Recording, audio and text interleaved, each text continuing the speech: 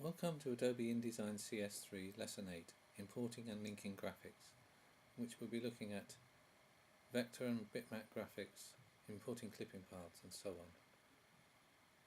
So first of all, if we open Lesson 8 in Bridge and open the 08_a.indd file, you'll find that there's a missing links dialog. Click Don't Fix. We'll fix this later. If we scroll through this document, just have a quick look at it and choose View Display Performance High Quality Display to optimize the viewing of our document.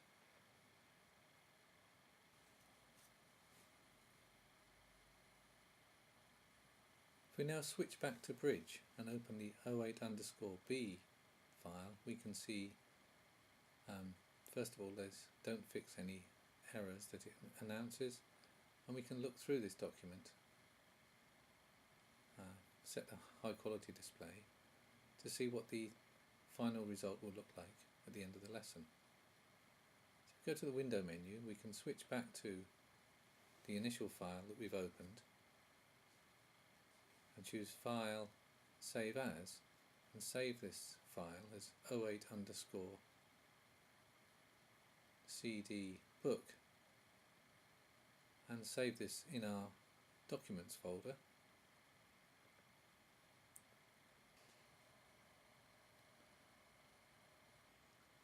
If we now choose View Entire Pasteboard to see all of the two spreads of our document,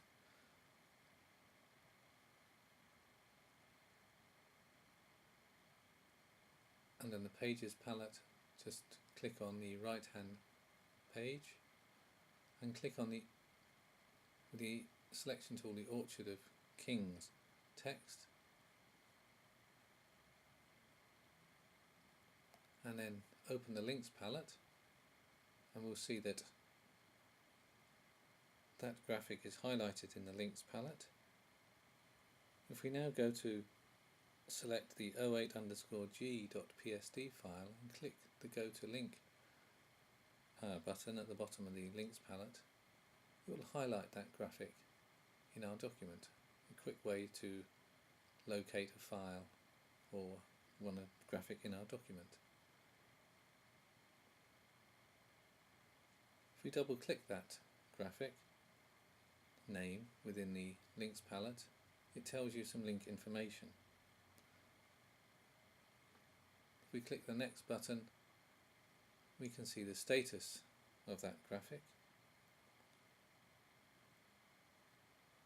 But for now we'll leave that alone, and in the Links palette we'll choose Sort by Page to give some order to that list of graphics within our document. So with that graphic selected and highlighted in the Links palette, we can choose Reveal in Finder, and it will show you the exact location of that file on your computer desktop.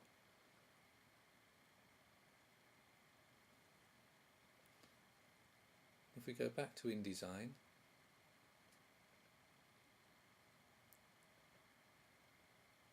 we can click on 08_i.ai, which you'll note has an alert icon, a yellow alert icon, which indicates it needs updating.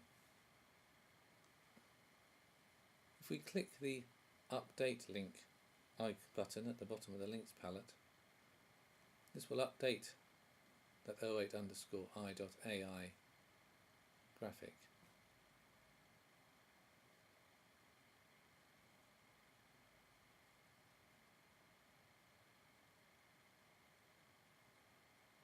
And we can update all of our links in the same way.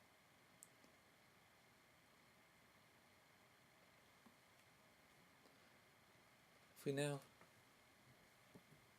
highlight the 08_i graphic, go to its position on the page, and right click, we can choose Fit content proportionately to fit the whole of the new graphic within the original frame.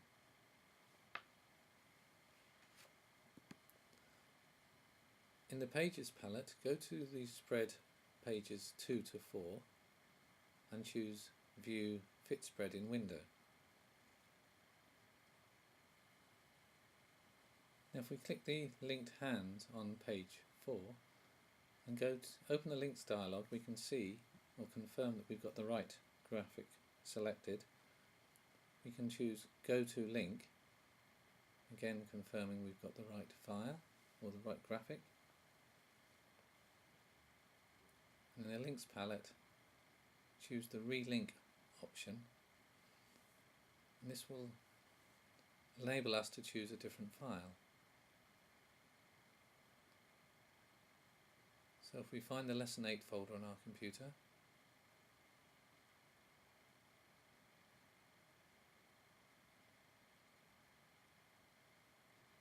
and choose the 08_J file,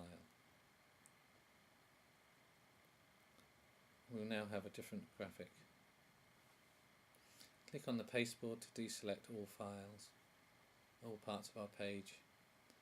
You can choose Undo and Redo to see the difference, see the new file, and choose File, Save.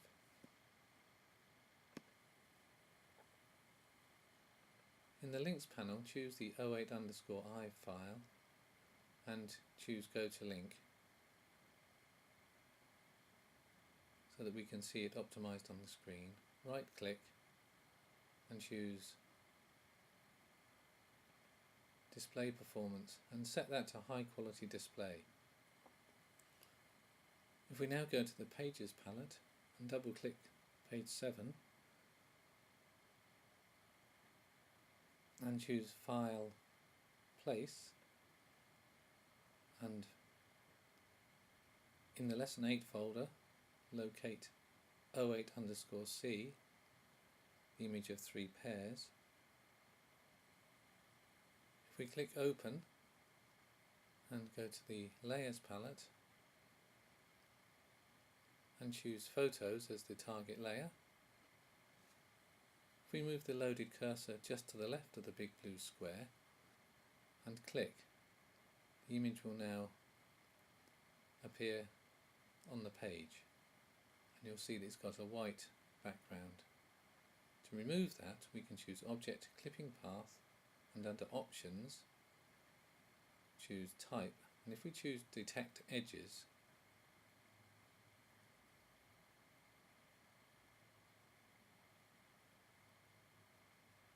InDesign will look for the edges around the pairs. If we click Preview, you can see it does quite a good job. Some white is still visible. Now we can improve this by changing the threshold and increasing the threshold to put in more points.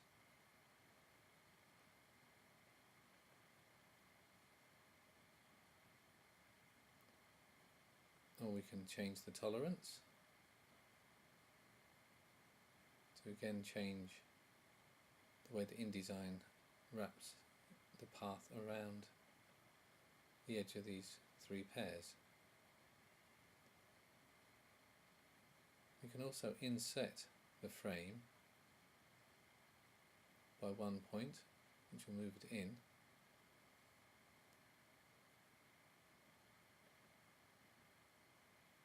So a combination of these controls will enable us to get a much better outline and remove as much of the white as possible.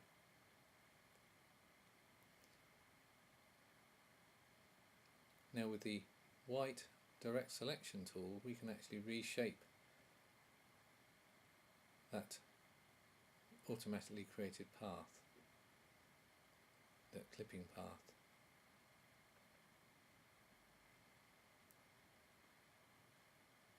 So if we just click off the graphics to deselect them periodically just to see where there's some white showing, like around the stalk at the top right, and just nudge the path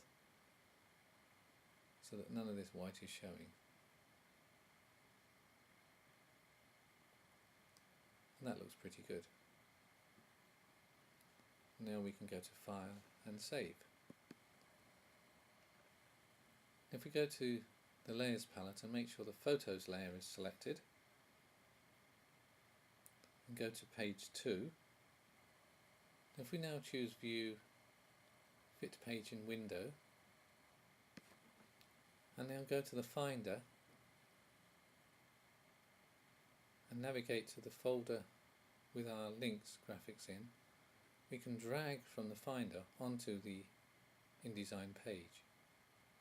If we go back to InDesign and then drag our hand graphic onto the page, we can position it where we want it to appear. Now with that hand graphic selected, go to the links palette. We can see it's 08_D. If we click go to link, just to confirm we've got the right one, we can now click on the edit original pencil icon and see the channels in our hand graphic, and we choose view fit on screen to optimize our view of the graphic. And go back to the channels palette and have a look at each of the alpha channels as alpha 1, alpha 2 and alpha 3, which has got a butterfly shape in the middle of the palm. If we now go to window paths, we can see there are two paths embedded in this graphic, one called shapes and the other called circle. And if we click on shapes and then click on circle, you can see the path that's embedded.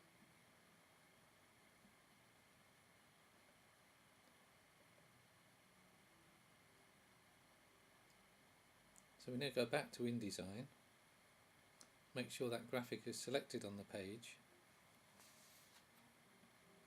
and right click and choose Display Performance High Quality Display, and then from the Object menu choose Clipping Path Options. Now under the Type menu,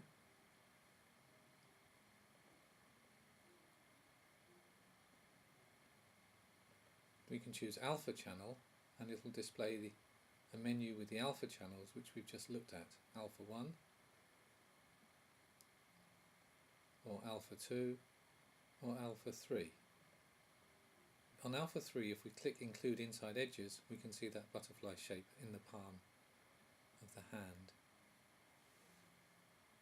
Under type, if we switch to Photoshop path, we've got now a path menu with the shapes and circle options that we also just looked at in Photoshop. So if we leave it on circle and Photoshop path and click OK. If we go to the links panel, click 08_J.PSD and click to go to the link, we can go to the object menu and look at object layer options.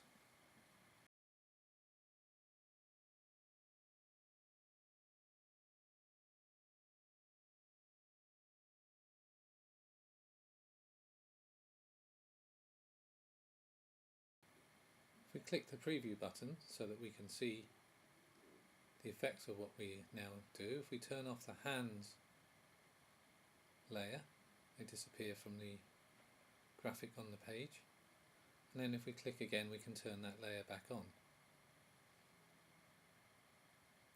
In the layer comp pop-up menu we can choose the green glow option,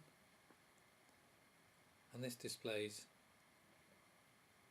that combination of layers from Photoshop, similarly for purple opacity and also blue plain. So if we're happy we can click OK.